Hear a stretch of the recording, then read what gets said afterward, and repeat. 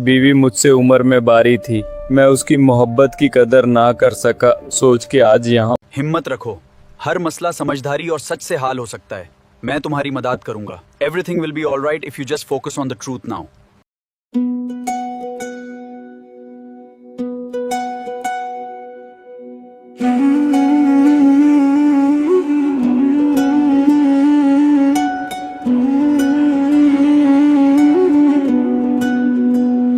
हस्ती वो आज़ीम है जो मौला कह ले, सब जान माल कुर्बन करके भी रोवी तर से ना कभी।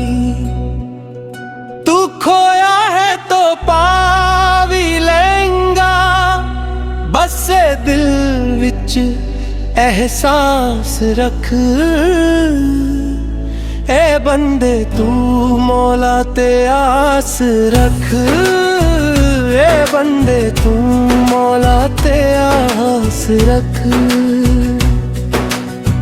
बन शेदाई पाक नबी दा दम छड़ाई, अल पैगंबर दा बन शेदाई अल्लाह शाबादा बन शेदाई पंज तपाक दा। वलियां दी भी मोहब्बत तू दिल विच रख।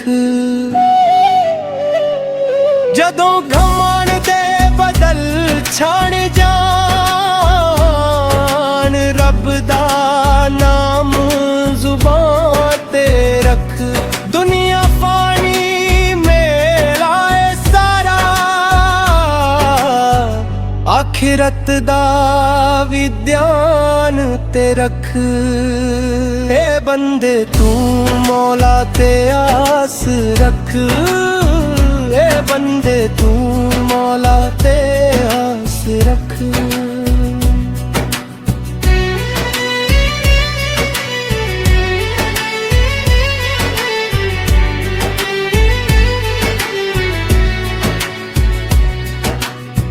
दाता दे दर तो खाली कोई अज तक मुड़ के गया नहीं। जिसने सच्चे दिल नाल मंगया ओ रब कोलों रह गया नहीं।